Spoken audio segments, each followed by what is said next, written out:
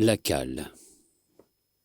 Avant que le vaisseau anglais soit hors de vue, il faut noter ici qu'il venait de Londres et qu'il tirait son nom de feu Samuel Enderby, marchand de cette cité, le fondateur de la célèbre raison sociale baleinière Enderby & Sons. Maison qui, dans ma pauvre opinion de baleinier, ne vient pas très loin derrière les maisons royales des Tudors et des Bourbons réunis, au point de vue de l'intérêt historique véritable. Mais nombreux documents au sujet des poissons ne disent pas combien de temps, avant l'an de notre Seigneur 1775, existait cette grande maison baleinière. Mais cette année-là, elle a équipé les tout premiers navires anglais, qui ont chassé régulièrement le cachalot. Cependant, quelques 20 ans auparavant, presque depuis 1726, nos vaillants Coffin et Massey, de Nantucket et de Vineyard, avaient poursuivi ce Léviathan avec de grandes flottes dans l'Atlantique du Nord et du Sud, mais non ailleurs. Qu'il soit nettement mis ici en évidence que les Nantuckets furent les premiers parmi les hommes à harponner le grand cachalot avec de l'acier civilisé, et que, pendant un demi-siècle, ils furent le seul peuple de la terre entière à le harponner de la sorte. En 1778, un beau navire, l'Amelia, exclusivement équipé dans ce but et aux frais des valeureux Enderbys, contourna hardiment le Cap Horn, et il fut des premiers parmi les nations à mettre à la mer une baleinière dans la grande mer du Sud. Ce fut un voyage fortuné, et en retournant à son port, sa cale était pleine de spermacétis précieux. L'exemple de l'Amelia fut bientôt suivi par d'autres vaisseaux anglais et américains, et ainsi de vastes pêcheries de cachalots furent ouvertes dans le Pacifique. Mais ne se contentant pas de cette bonne aubaine, l'infatigable maison se mit de nouveau à l'œuvre. Samuel et tous ses fils, combien étaient-ils? Leur mère le sait. Et sous leur suggestion, et en partie, je crois, à leurs frais, le gouvernement britannique se décida à envoyer la corvette de guerre Rattler pour un voyage baleinier de découverte dans les mers du Sud. Sous le commandement d'un vice-amiral, le Rattler rattela toute la mer et rendit quelques services. On ne voit pas trop lesquels. Mais ce n'est pas tout. En 1819, la même maison équipa un vaisseau baleinier de prospection à son compte, afin de faire une croisière de découverte dans les eaux lointaines du Japon. Ce vaisseau, bien dénommé la Sirène, fit une noble croisière expérimentale. Et ce fut ainsi que la grande pêcherie baleinière japonaise fut connue pour la première fois. Dans ce voyage célèbre, la Sirène fut commandée par un capitaine Coffin, un de Nantucket. Honneur donc aux Enderbys, dont la maison, je crois, existe encore de nos jours, bien que sans doute son fondateur, Samuel, doive depuis longtemps avoir filé son câble pour la grande mer du Sud de l'au-delà. Le navire nommé de son nom était digne de l'honneur, étant un voilier rapide et noble de toute manière. Je l'ai accosté une fois, à minuit, quelque part près des côtes de Patagonie, et j'y ai bu un bon flip au gaillard d'avant. Nous avons eu là une splendide bamboche. Tous ceux du bord étaient des as.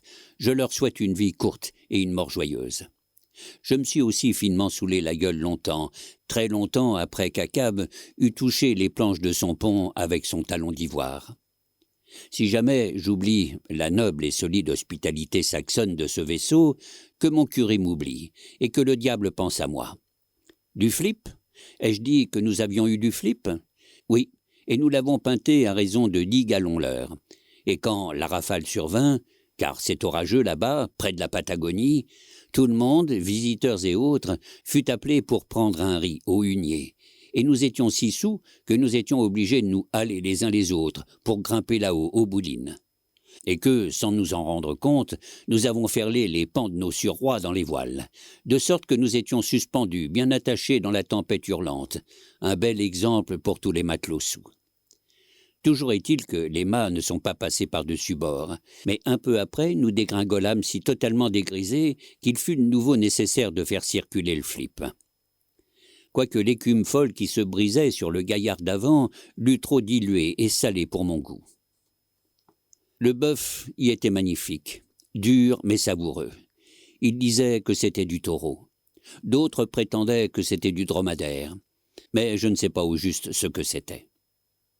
Il y avait aussi des boulettes de gras, petites mais substantielles, bien roulées, une sorte de gras indestructible. J'imagine que vous pouviez les sentir rouler dans votre estomac après les avoir avalés. Si vous vous penchiez trop en avant, vous risquez de les voir sortir comme des billes de billard. Le pain, mais ça c'était inévitable, et puis c'était un anti-scorbut, bref, le pain était le seul aliment frais qu'ils avaient. Leur gaillard d'avant n'était pas très éclairé. Il était facile d'aller vous isoler dans un coin obscur quand vous le mangiez. Dans son ensemble, en le prenant d'un bout à l'autre, en considérant les dimensions des chaudrons du cuisinier et ses propres chaudrons vivant de l'avant et de l'arrière, le Samuel Enderby était un brave navire, ayant bonne et abondance chair, flip excellent et fort, et rien que des types épatants depuis les talons de leurs bottes jusqu'aux rubans de leur bonnet. Comment croyez-vous se fait-il que le Samuel Enderby, et avec lui quelques autres baleiniers anglais de ma connaissance, pas tous toutefois, étaient des vaisseaux si hospitaliers, faisant circuler le bœuf, le pain, le pot et la blague, et qui n'étaient jamais là de manger, de boire et de rire? Je vais vous le dire. L'abondance de bonne chair est utile à ces baleiniers anglais pour leurs recherches historiques. Et je n'ai pas ménagé la recherche baleinière historique quand ça m'a semblé nécessaire. Les Anglais furent précédés dans la pêcherie baleinière par les Hollandais, les Zélandais et les Danois, desquels maintes expressions demeurent encore dans la pêcherie, ainsi que leur grasse vieille mode en ce qui concerne l'abondance du manger et du boire. Car d'une façon générale, le vaisseau marchand anglais est chiche pour son équipage, mais non le baleinier anglais. Chez les Anglais, donc, la bonne chair n'est point chose naturelle et normale. Elle est accidentelle et particulière. En conséquence, elle doit avoir une origine spéciale, qui est indiquée ici, et qui va être éclaircie davantage. Au cours de mes recherches dans les histoires léviathanesques, je suis tombé sur un vieux volume hollandais que, à en juger par son odeur de baleine moisie, je devinais traitant des baleiniers. Le titre en était « Dan Kopman », d'où je déduisis que ce devaient être les mémoires inestimables de quelques tonneliers de la pêcherie d'Amsterdam, puisque chaque baleinier a son tonnelier. Mon opinion se confirmait du fait que c'était l'œuvre d'un certain Fitz Zwakammer. Mais mon ami le docteur Snodhead, un très savant homme, professeur de bas hollandais et de haut allemand au collège Santa Claus et Saint-Pot, à qui je laissais l'œuvre pour la traduire, lui donnant pour sa peine une boîte de bougies de spermacétie, dès qu'il eut vu le livre, m'assura que Dan Kopman ne voulait pas dire le tonnelier, mais le marchand. Bref, cet ancien et savant livre de Basse-Hollande traitait du commerce hollandais, et entre autres sujets contenait un très intéressant rapport de sa pêche à la baleine. C'est dans un chapitre intitulé « Grace » que j'ai trouvé une longue liste détaillée de l'équipage, équipement, office et cave de 180 baleiniers hollandais. De ladite liste, je transcris le passage suivant, traduit par le docteur Snodhead. 400 000 livres de bœuf, 60 000 livres de porc, 150 000 livres de stockfish, 550 000 livres de biscuits, 72 000 livres de pain frais, 2800 quartos de beurre, 20 000 livres de fromage Texil et Liden, 144 000 fromages, probablement un article inférieur, 550 quartos de genièvre, 10 800 barils de bière. La plupart des tables statistiques sont d'une lecture terriblement altérante, mais pas dans le cas présent, où le lecteur se sent inondé de futailles entières, de barils, de quarts et de mesures, de bons jeans et de bonne chair.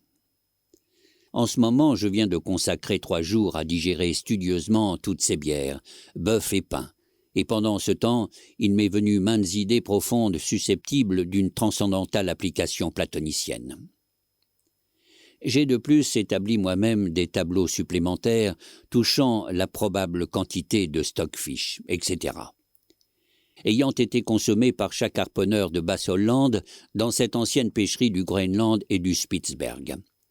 Tout d'abord, la quantité de beurre et de texil et de Leyden me semble étonnante, mais je l'attribue à leur tempérament naturellement onctueux, de par leur occupation onctueuse, et surtout à cause de leur chasse dans ces frigides mers polaires, sur les côtes mêmes de ces pays d'Esquimaux où les autochtones se portent la santé les uns aux autres avec des gobelets d'huile agressée. La quantité de bière aussi est énorme, 10 800 barils. Or, comme ces chasses polaires ne peuvent avoir lieu que pendant le court été de ce climat, la croisière entière d'un de ces baleiniers hollandais dans les mers du Spitzberg ne doit pas de beaucoup excéder 3 mois, et en comptant 30 hommes pour chacune de leurs 180 voiles, ça nous fait 5400 Hollandais en tout. Et comme je dis, ça donne exactement 2 barils de bière par homme pour la ration de 12 semaines, sans compter la part qui lui revient de ces 550 cartons de gin.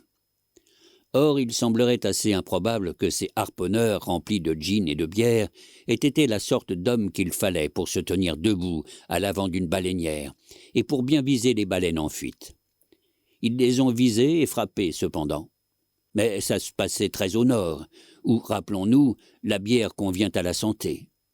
Dans nos pêcheries du sud, sur l'équateur, la bière serait bonne à endormir le harponneur de vigie et à l'étendre ivre-mort dans le canot, ce qui ensuite occasionnerait une perte sensible pour Nantucket et New Bedford. Mais suffit. Il en a été assez dit pour démontrer que les vieux baleiniers hollandais, d'il y a 2 ou 3 siècles, étaient de bons vivants, et que les baleiniers anglais ont tenu compte d'un aussi excellent exemple. Car, disait-il, lorsqu'on voyage à bord d'un bateau vide, si vous ne pouvez rien sortir de mieux du monde, sortez-en toujours un bon dîner. Ça vous remplit le coffre et ça vide la cale. Une tonnelle en narcisside. Jusqu'ici, en décrivant le cachalot, je me suis toujours attardé sur les merveilles de son aspect extérieur, ou alors j'ai touché à quelques parties de structure interne comme un détail et à part. Mais pour avoir une compréhension plus complète et plus vaste de cet animal, je dois maintenant le déboutonner plus avant, découdre les points de ses hautes chausses et, détachant les agrafes et jointures de ses os les plus secrets, le placer devant vous dans son intégrité, c'est-à-dire dans son squelette purement et simplement. Mais quoi, Ismaël? Comment? Simple rameur dans la pêcherie, prétendez-vous connaître quelque chose des parties internes de la baleine? Stubb l'érudit aurait-il fait des cours sur l'anatomie du cétacé et, à l'aide d'un treuil, aurait-il tenu en l'air pour le montrer un spécimen de côte? Explique-toi, Ismaël. Pouvez-vous embarquer une baleine adulte sur votre pont afin de l'examiner, comme un cuisinier présente un cochon rôti? Sûrement pas. Vous avez été jusqu'ici un témoin véridique, Ismaël. Mais faites attention qu'à présent, vous empiétez sur le privilège du seul Jonas.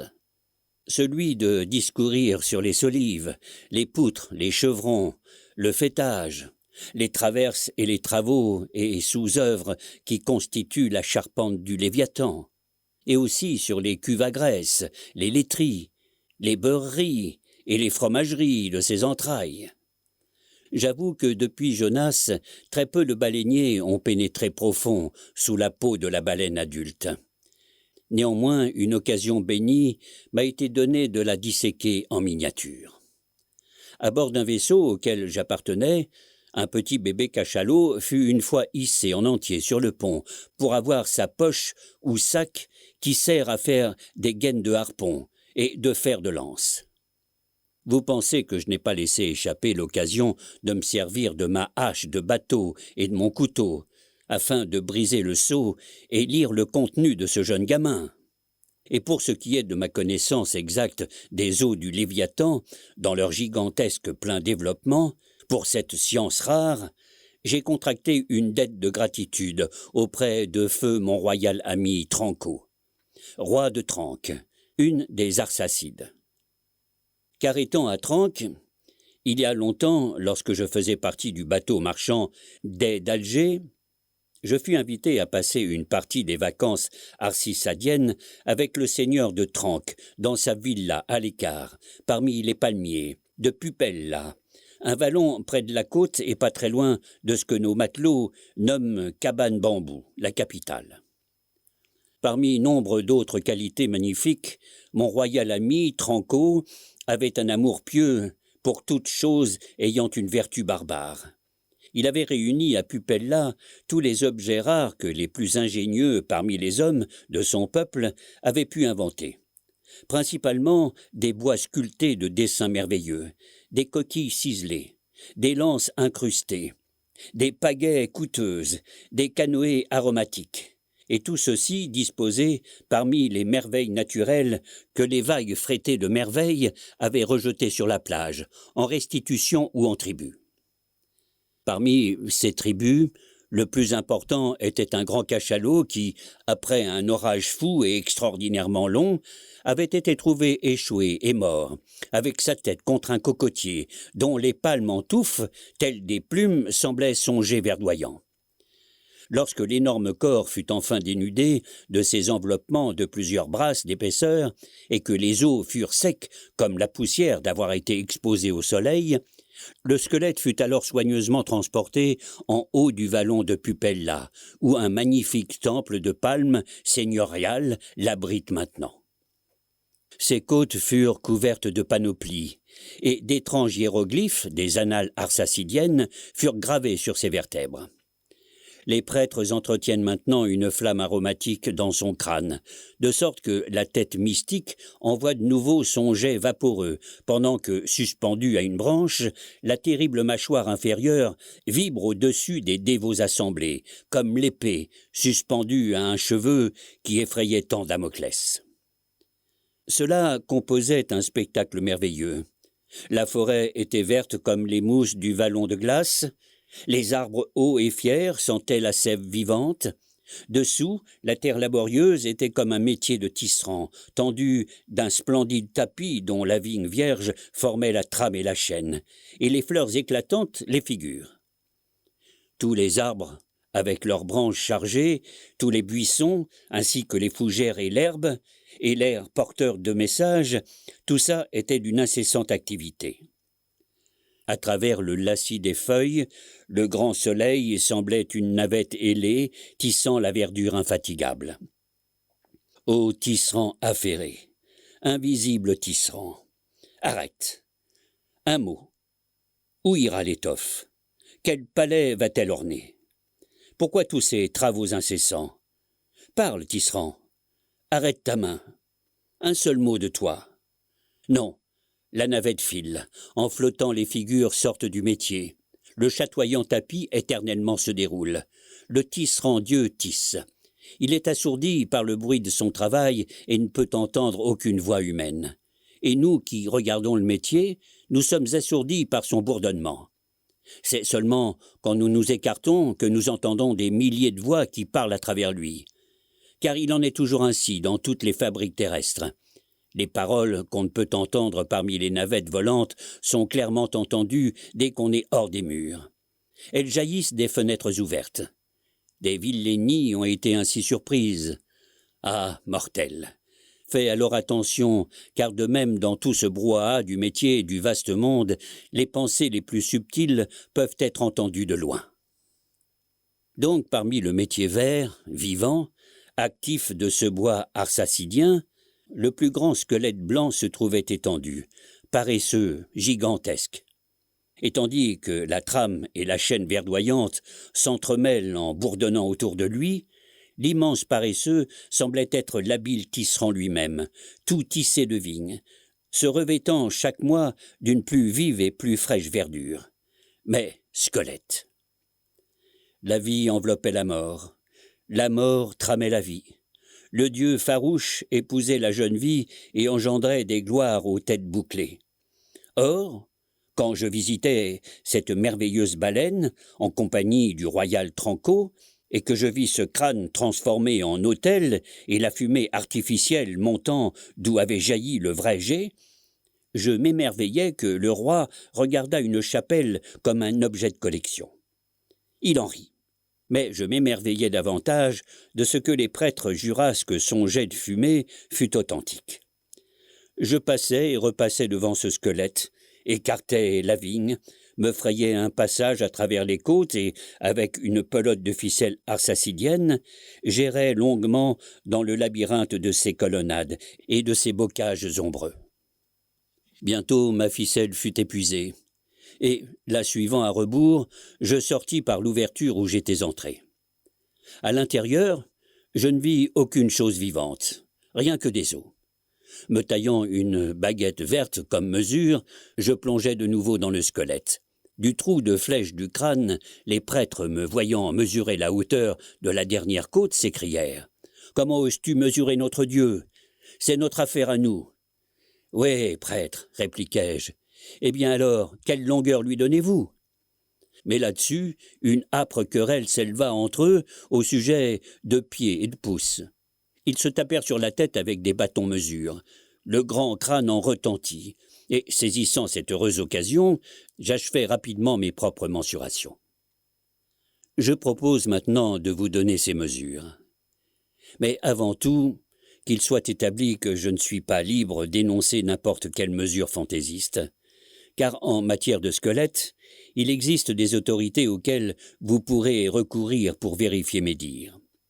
Il y a un musée léviathanique à Hull, en Angleterre, un des ports baleiniers de ce pays, où on montre de magnifiques spécimens de dos de fanon et autres baleines.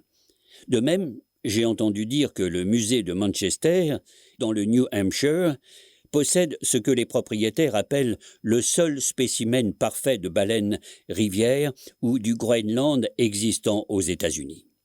De plus, dans un certain endroit du Yorkshire, en Angleterre, un nommé Burton Constable, un certain Clifford Constable, possède le squelette d'un cachalot de taille moyenne, qu'on ne peut comparer en aucune manière à l'adulte de mon ami le roi Tranco.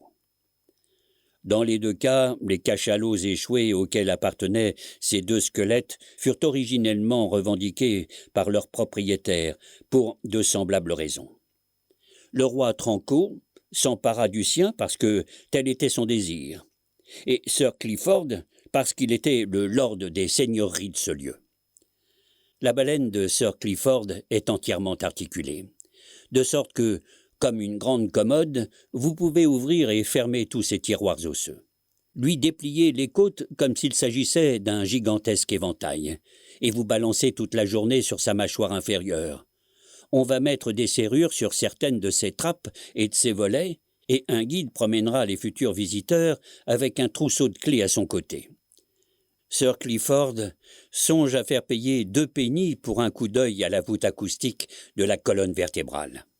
3 pennies pour entendre l'écho dans le creux de sa boîte crânienne et 6 pennies pour la vue sans précédent qu'on a du haut de son front. Les dimensions que je vais donner du squelette sont textuellement copiées de mon bras droit sur lequel je les avais fait tatouer. Dans mes folles randonnées de cette période de ma vie, il n'y avait pas d'autre moyen de conserver une statistique aussi précieuse. Mais étant à court d'espace et voulant que les autres parties de mon corps restassent intactes pour un poème que j'étais en train de composer, et à la fin plus rien de moi-même ne restera sans tatouage, je ne me suis pas préoccupé des quelques pouces de supplément et, à la vérité, les pouces ne doivent pas compter quand il s'agit de la baleine. Mesure du squelette de la baleine. Je désire d'abord vous faire un simple rapport spécial sur la masse vivante de ce Léviathan, du squelette duquel nous allons brièvement parler. Nous verrons que c'est utile. Selon les calculs que j'ai soigneusement faits et que je fonde en partie sur l'estimation du capitaine Scoresby, supposons que la plus grande baleine du Groenland de 60 pieds de long pèse 70 tonnes, selon ces soigneux calculs dont je parle, un cachalot de la plus grande taille entre 85 et 90 pieds de long et d'un diamètre d'un peu moins de 40 pieds à la partie la plus grande pèsera au moins 90 tonnes. De sorte qu'en comptant 13 hommes à la tonne, elle pèsera beaucoup plus que la population tout entière d'un village de 1100 habitants. Ne croyez-vous pas que, si l'imagination d'un homme veut se représenter cette masse en mouvement, elle ne soit obligée de concevoir que plusieurs cerveaux y sont attelés comme des bestiaux de charroi, Je vous ai déjà, et de diverses manières, présenté son crâne, son évent, sa mâchoire, sa queue, son front, ses nageoires, etc.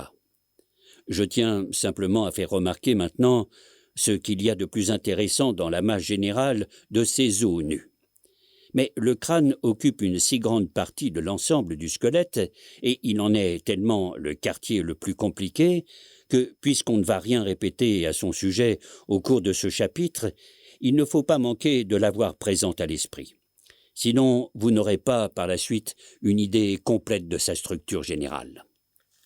Le squelette du cachalot de Tranque mesurait 72 pieds de longueur, de sorte qu'en pleine vie, il avait dû avoir 90 pieds de long, car chez le cachalot, le squelette est d'à peu près 1/5 plus petit que le corps vivant.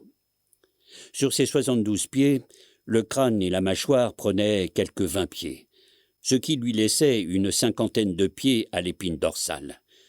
Attaché à cette colonne dorsale, à peu près au tiers de sa longueur, se trouvait l'immense cage circulaire des côtes, qui, autrefois, renfermait les organes essentiels.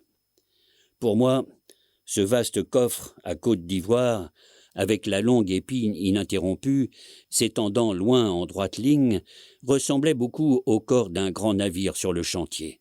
Lorsque seulement quelques 20 pieds de ses côtes avant sont placés et que la quille n'est qu'une longue poutre indépendante. Sur chaque côté, il y avait 10 côtes. Les premières, commençant par le cou, étaient presque de 6 pieds de long.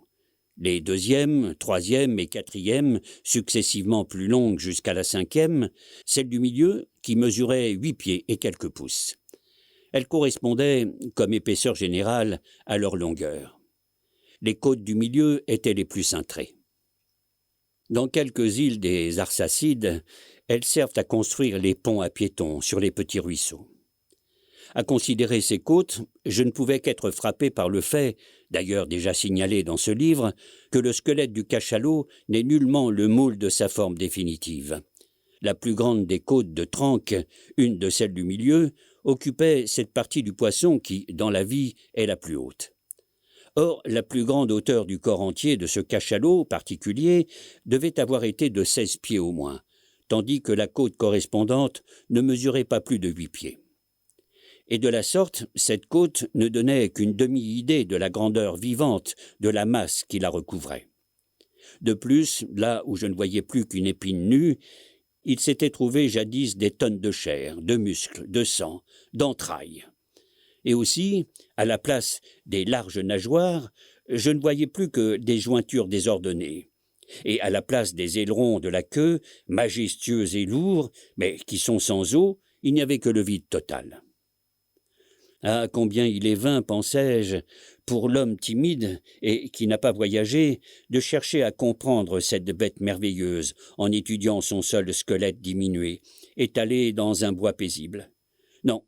C'est seulement au cœur des plus vifs périls, c'est seulement dans les tourbillons de ces ailerons furieux, c'est seulement sur la mer profonde et sans limite qu'on peut vraiment découvrir la baleine dans sa vivante totalité. Mais l'épine dorsale, quant à elle, la meilleure manière de la contempler, c'est à l'aide d'une grue, après avoir empilé ses os l'un sur l'autre, entreprise qui demande du temps. Mais maintenant que c'est fait, cela ressemble assez à la colonne de Pompée. Il y a 40 et quelques vertèbres en tout qui, dans le squelette, ne sont pas jointes ensemble. Pour la plupart, elles sont éparses, comme les gros blocs pleins de bosses d'un clocher gothique, formant l'attache solide de quelques lourdes maçonneries. La plus grande au milieu est large d'un peu moins de 3 pieds et épaisse de 4. La plus petite, qui se termine en pointe dans sa queue, n'a que 2 pouces de large et ressemble un peu à une bille de billard. On m'a dit qu'il y en avait encore de plus petites, mais qu'elles étaient égarées par quelques gamins cannibales, les enfants du prêtre, qui les avaient dérobées pour jouer aux osselets. Et ainsi, nous voyons comment la plus énorme des choses vivantes peut finir dans un jeu d'enfant. La baleine fossile. Par sa vaste masse, la baleine est un sujet tout à fait sympathique qu'on peut développer, amplifié et sur lequel, de façon générale, on peut s'étendre. Le voudriez-vous que vous ne sauriez l'abréger? Pour être juste, on ne devrait parler d'elle que dans un in-folio impérial. Pour ne point répéter de nouveau ces mesures de l'évent à la queue et de la circonférence de sa taille, pensez seulement aux gigantesques replis que forment ses intestins, qui se trouvent enroulés en elle comme les grands câbles et haussières enroulés dans le faux pont d'un navire de guerre. Puisque j'ai entrepris de parler de ce Léviathan, il convient que je me montre capable d'épuiser complètement le sujet, jusque dans les plus petites cellules de son sang, et de le décrire jusqu'au dernier repli de ses entrailles. L'ayant déjà dépeint dans la plupart de ses particularités d'habitat et d'anatomie, il reste maintenant à le magnifier au point de vue archéologique, fossile et antédiluvien. Appliqué à toute autre créature que le Léviathan, à une fourmi ou à une puce par exemple, ce terme peut être, et justement, considéré comme exagérément pompeux. Mais lorsque le Léviathan sert de thème, la chose est différente. Je m'engage dans cette entreprise en chancelant sur les mots les plus pesants du dictionnaire. Il faut d'ailleurs noter ici que lorsque j'ai dû en consulter un au cours de ces dissertations, je me suis invariablement servi d'un énorme in-quarto de l'édition Johnson, acheté spécialement dans ce but. Car la corpulence peu commune de ce lexique célèbre le rendait plus propre qu'aucun autre à servir un auteur baleinier tel que moi. Souvent, on entend parler d'écrivains qui s'enflent et se gonflent avec leur sujet, bien que ce dernier puisse paraître tout à fait ordinaire. Comment serait-il le même pour moi, qui écrit sur le Léviathan? Inconsciemment, ma calligraphie s'épanouit en majuscules d'affiches. Donnez-moi une plume de Condor et apportez-moi le cratère du Vésuve comme encrier. Tenez-moi les bras, mes amis, car le simple fait d'écrire mes pensées sur ce Léviathan me fait défaillir par l'étendue de leur envergure, comme si elle voulait couvrir l'élargissement total des sciences et toutes les générations de baleines, d'hommes et de mastodontes passés, présents et à venir, avec tous les panoramas mouvants des empires terrestres, à travers l'univers entier, banlieues comprises. La vertu d'un thème si vaste et si libre est tellement magnifique. Mais nous grandissons à sa taille. Pour produire un livre puissant, il faut choisir un thème puissant.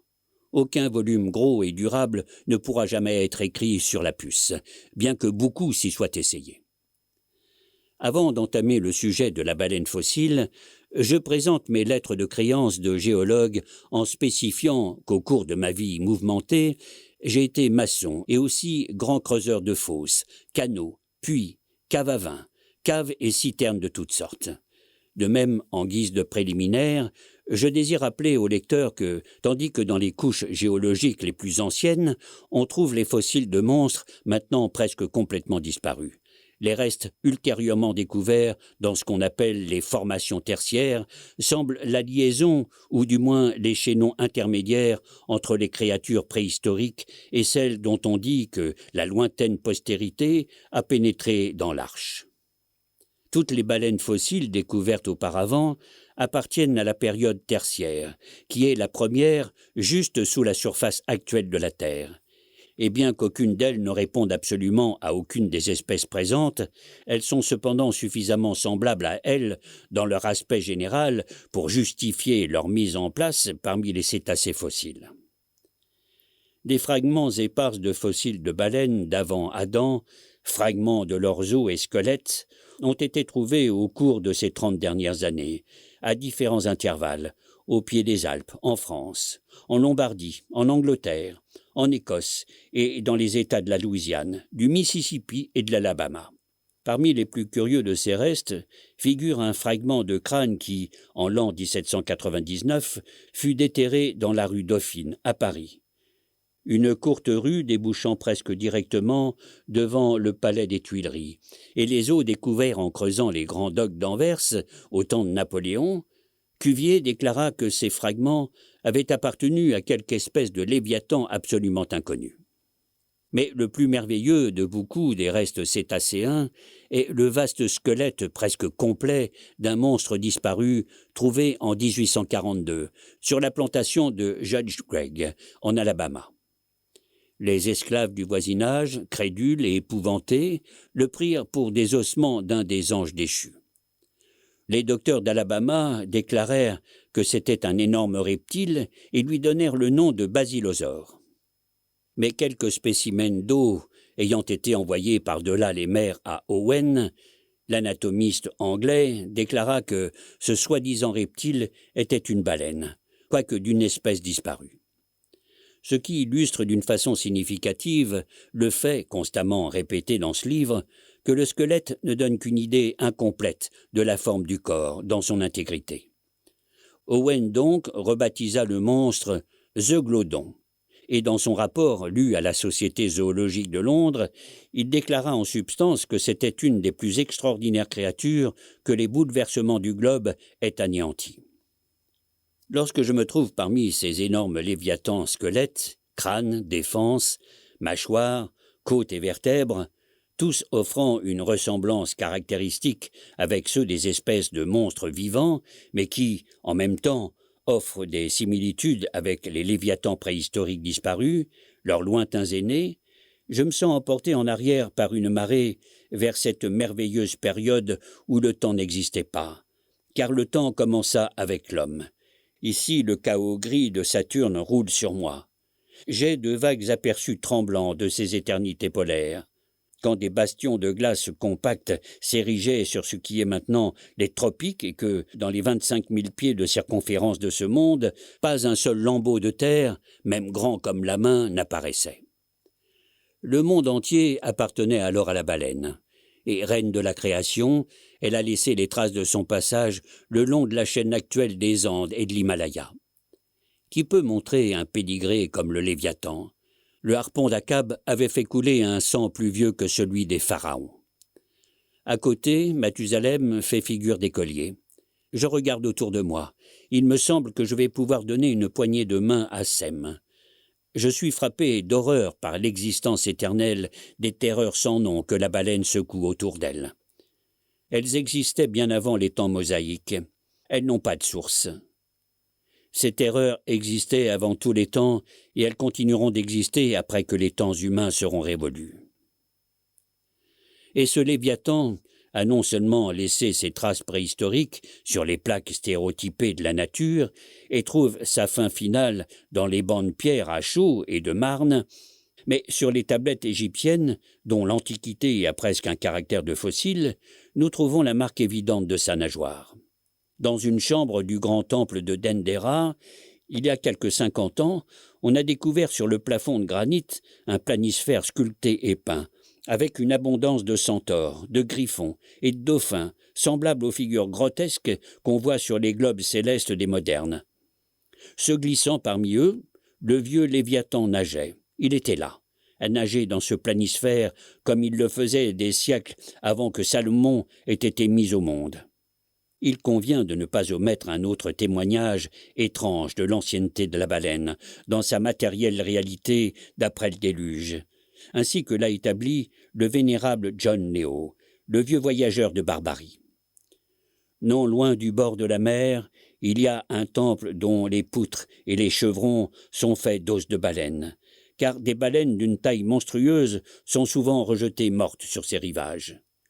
Les gens simples s'imaginent que par un ordre secret de Dieu, aucune baleine ne peut passer devant ce temple sans mourir subitement. La vérité est que, de chaque côté du temple, des récifs avancent de 2000 dans la mer, et ils blessent les baleines quand elles arrivent dessus. Comme miraculeuse, on conserve là une côte de baleine d'une incroyable longueur. Cette côte, dressée à terre, forme un arc dont le faîte ne peut être atteint par un homme monté sur un chameau. Cette côte, dit toujours John Néo, est censée être à l'endroit où je l'ai vue depuis une centaine d'années. Les historiens affirment qu'un prophète ayant annoncé Mahomet venait de ce temple. Et d'autres ne craignent pas d'affirmer que le prophète Jonas fut rejeté au pied de ce temple par la baleine. Lecteur, je vous laisse dans ce temple africain, et si vous êtes baleinier et de Nantucket, vous y adorerez en silence. La grandeur de la baleine diminuera-t-elle ? Puisque ce Léviathan arrive pesamment sur nous des sources de l'éternité, on est en droit de se demander si, au cours des générations successives, la grandeur originelle de ses aïeux n'a pas dégénéré.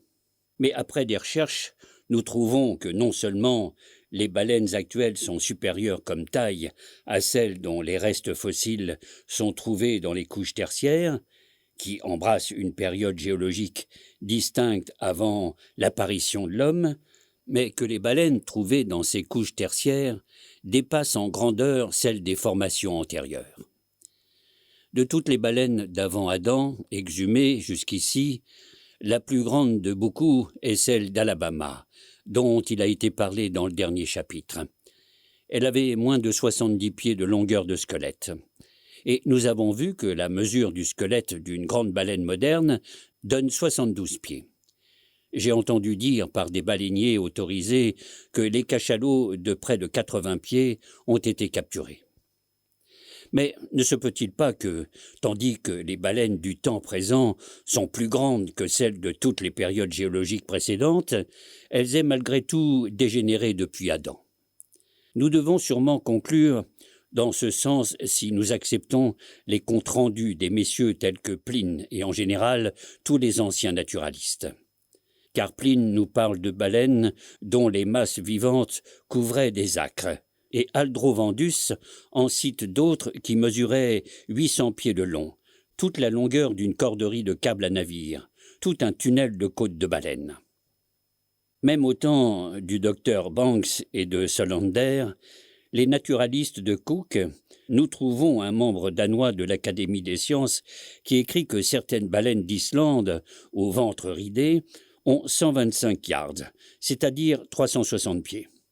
Le naturaliste Lacépède, dans son remarquable ouvrage, page 3, mentionne la vraie baleine de 100 mètres, 328 pieds.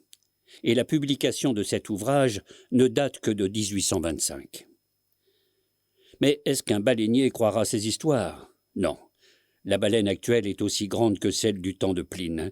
Et moi, qui suis plus baleinier que n'était Pline, je prendrai la liberté de le lui dire, car je ne pourrais pas comprendre autrement comment il se fait que des momies égyptiennes, ensevelies des milliers d'années avant même que Pline soit né, ne mesurent pas plus dans leur sarcophage qu'un Nantucket d'aujourd'hui, dans ses vêtements. Le bétail et les autres animaux sculptés sur les plus anciens bas-reliefs d'Égypte et de Ninive, par le rapport des proportions dans lesquelles ils sont représentés, prouvent tout aussi nettement que le bétail de choix de Smithfield, de bonne origine, nourri dans nos étables, non seulement égal, mais dépasse de beaucoup en grandeur le bétail le plus gras de Pharaon. Ainsi, je ne peux admettre que, de tous les animaux, la baleine seule est dégénérée. Mais il reste encore une autre question qui est souvent agitée par les plus obtus des Nantuckets. La question qu'il se pose est celle-ci. Grâce aux vigies presque omniscientes des têtes de mât de notre baleinier, qui maintenant pénètrent même le détroit de Bering et qui fouillent les plus lointains et secrètes cachettes du monde, en raison des milliers de harpons et de lances qu'on jette sur les baleines le long de tous les continents, ne peut-on pas prévoir que le Léviathan ne supportera pas une aussi vaste chasse et un aussi cruel ravage, et que, finalement exterminé, il disparaîtra des eaux, fumant sa dernière pipe comme le dernier homme fumera la sienne, s'évaporant lui-même dans l'ultime bouffée? On peut comparer les troupeaux bossus des baleines avec les troupeaux bossus des buffles.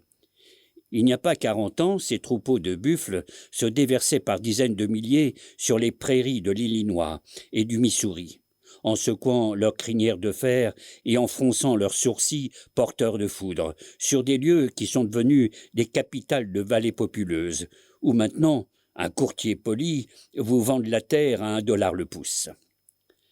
Une telle comparaison fournit un argument irrésistible dans le sens de l'extinction fatale et rapide de la baleine ainsi pourchassée. Mais il nous faut examiner ce sujet sous toutes les lumières.